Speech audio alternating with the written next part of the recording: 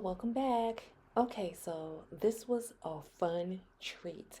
I had the opportunity to go speak at a career fair at Mills Park Middle School here in Cary, North Carolina. And so here you'll get to see me in action speaking to the young ladies and gentlemen of the future. Just giving them some information about what I do and what they could do in the future in regards to the hair industry, hair loss industry, as well as just having trades in general. Y'all, I had a blast. It was 5 25-minute sessions. Each group was different. I had a group that was quiet, and then I had a group that was semi quiet, and then I had one group. My third group was just, oh my gosh, they were so full of energy, full of life, and full of questions. And it was really, really great to be able to share my love. These future leaders, that's what they are. So stay tuned and watch me inspire the future leaders of America. All right. My name is Brandy Jarrett. I am a clinical trichologist and a natural hair care specialist. I have a salon and hair loss clinic in Morrisville. It's called the Natural Nuance Hair Spa.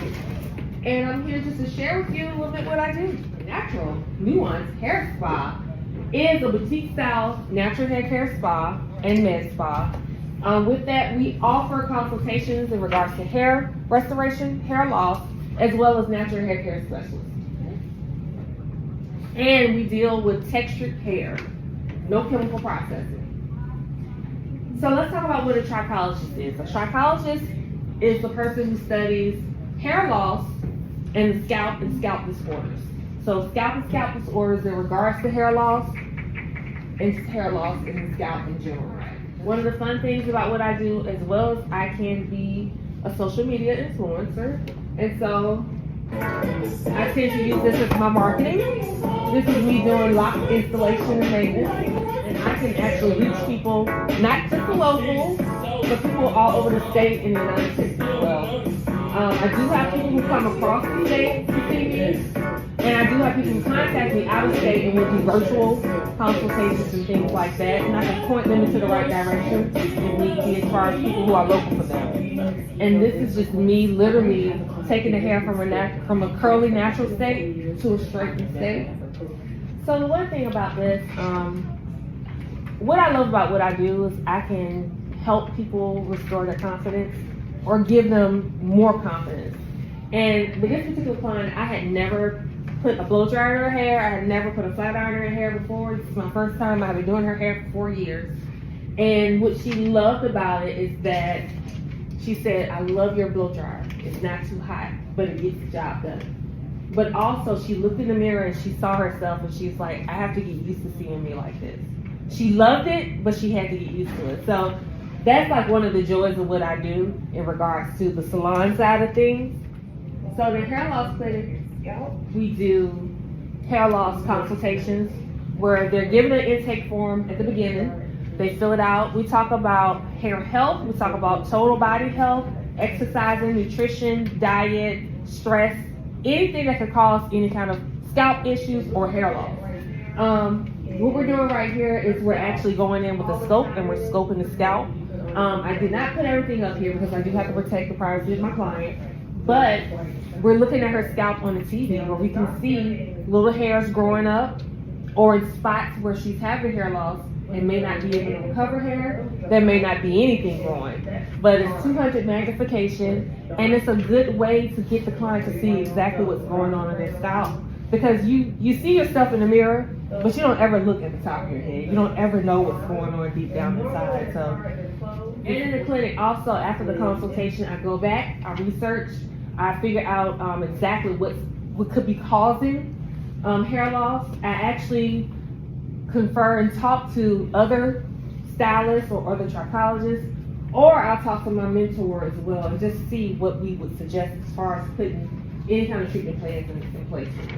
When I was in high school, I had the opportunity to tour our vocation school in Virginia. We were able to go to vocation school our junior and senior year in order to get a trade while we were in high school, and education was totally free. It was paid for by the county. And so took a tour with my best friend, got excited about doing hair. I'm a creative. I love being able to create. I sing, I do all sorts of stuff. So loved it, was excited, went home, and my parents were like, no, you're going to college, you will not be a hairstylist, not what we have in mind for you. You are not going to vocational school.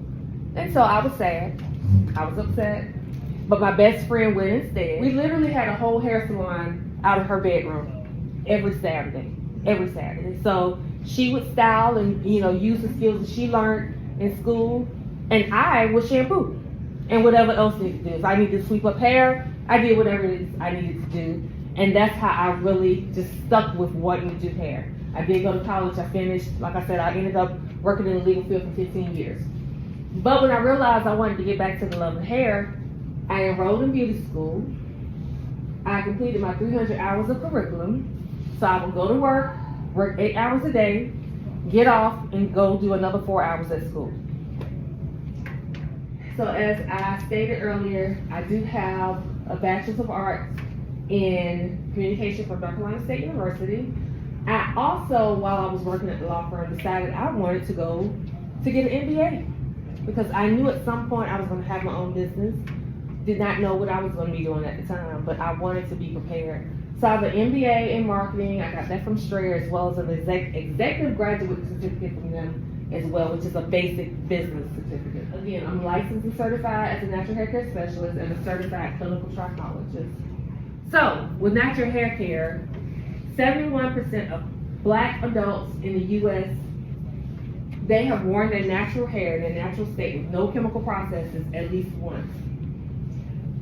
Since, between 2017 and 2022, that has increased to by 23%, which I'm going to say has probably increased more since the pandemic because everybody was sitting at home, no one can get to the salons, couldn't do anything, so people decided that, okay, since I'm not able to get this particular process done for 2 months, I'm gonna just let it go. And so once we got back into the salons, things started to boom for me and my business started to pick up a little more. So 1/3 of all people have some kind of noticeable hair loss. With that, 80% of hair loss sufferers, they actually go to their stylist first for help, which they will actually send them off to either a dermatologist or a trichologist. So for me, I work on both sides. So I have somebody sitting in my chair that have hair loss issues, or they come to me specifically for it. I'm able to help on both ends. 50% of men and 30% of women deal with genetic hair loss. So that's just something you can't really, combat per se. In those particular cases, when we have genetic hair loss going on, it's nothing we can combat because it's all within genetics. We do want to try to retain. So it's easy to retain what you have early on versus waiting later and then you lost most of what you have. So natural hair care industry is valued at $10.3 billion. That was in 2023. Now, with the numbers we just saw in regards to people steady transitioning, I'm sure it's probably up at least 10% by now. It's 2025 now. There is a $5.4 billion industry in hair loss. So with that, you have the opportunity to make a lot of money in these positions. But again, it's up to you as to how you set your services, your prices, and things like that. The rewards is that you are an entrepreneur. You're in control of your own destiny. You set your own hours. You set your own rates. You are your own boss. One of the challenges to that, though, is going back to what I said earlier. They don't teach you how to run a business in school. They don't teach you how to be an entrepreneur. So you might not necessarily know what needs to be done in order to get the job done or even put the business in place. So that's something you have to learn on your own. Then you have to, what they don't teach you either is how to deal with people and personalities. That's one thing I wish they did, but they don't. So you have to learn how to navigate that and just convincing people to want to take care of themselves too. And the other challenge is being disciplined. Because you're in control of your own destiny, because you're setting your own hours, you still have to be disciplined. I got most of my inspiration when I went to vocational school and toured it. I was excited, I wanted to do it, and I wish that I would have stood up for myself and gone anyway, because I wanted to acquire a trade, because I believe everybody should have a trade. Even if you do go to school, you go to college, and you go and get a degree, everyone should at least have a trade. Yes, ma'am. Are you from here? So originally I'm from Virginia. Give you a little bit of background. I came here my senior year of high school. My sister was a senior at North Carolina State University. She studied mathematics. She's the smart one. I'm the creative one. She's the smart one. And my parents gave her guardianship of me my senior year so I could gain residency. So I've been here since 1996. I never went back. I went back for about a year or two as an adult, a married adult with a child, and realized I hated it, and I came back here. So yeah, I've been here for a long time. So this is like my home now. All right, another question. What interested you in doing this? Say it one more What time. interested you in doing this? So hair started not just in high school. It started way before that. Just because I'm a girly girl, I love it. And my sister is 7 years older than me. So she was, when I was in elementary school, she was in high school. So I would see her do different things to her hair. I would go with her to get her hair done, and I was just interested in it. So that's how I really got into it. And once my best friend went to vocational school and I was more hands-on with her, I was done. That was it. I was all in.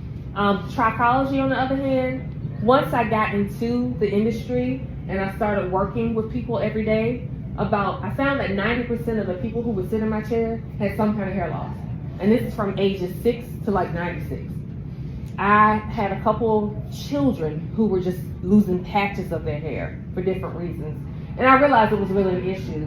And it was something that I wanted to do to be able to help people. So that's how I got into trichology. Go to school for hair, or was it kind of like something you did on your own? No, I actually went to school for hair. So I went to Durham Beauty Academy. I did 6 months there, which is about 300 hours.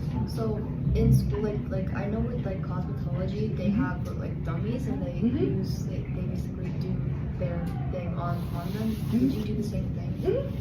So in hair school, we started off in the classroom. So basically the way the week was set up, usually Mondays, Tuesdays, and supposedly Wednesdays, we would be in the classroom learning book work. But then we went to the actual floor. They're having fun over there. We would go to the floor because they had a salon in the school. And before we started working on actual clients, we would work on our mannequins. So, What's something surprising about your job? What would people be surprised about your job? That I'm a therapist. With that comes a lot of stuff you don't necessarily want to know about your clients. They tell it all. And then, let's see, there's one more thing. The other surprising thing is that people don't really take care of themselves like you would think, you know? I was explaining earlier how, in order for you to have a plant and for the plant to grow, what do you have to do to it? People don't want to drink water. They don't want to drink water. Or they think that, I drink a lot of water. I said, well, how much water do you drink a day in ounces? Oh, I drink 3 of those bottles right there. That's a 16-ounce bottle. That's not even, okay, so let's say you weigh 150 pounds. 3 of those is not going to do anything for you. You're going to be dehydrated. If you're only drinking 3 bottles of those a day, you're walking around here in total dehydration. Which means, guess what? Your skin is dry, your scalp is dry, and if you have an excessively dry scalp, you could possibly have some hair loss if you're not moisturized it, because people don't do that either. They just don't take care of themselves. So here's my information. I'm good with text or email. If you have any other questions later on, fine. You can check out my website. Oh, I am on TikTok, Instagram, YouTube for sure, and then Facebook. Like I said, y'all might not do Facebook, but I'm up there. Yes, ma'am. What's the most common problem that you see in people's hair, or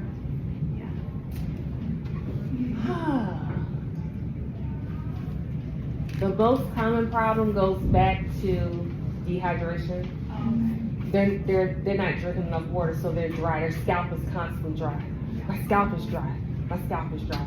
I can moisturize and put things on my scalp and my hair and it's still dry. And I'm like, but do you drink water? Yeah, I drink lots of water. I drink 2 bottles a day. That's not lots of water.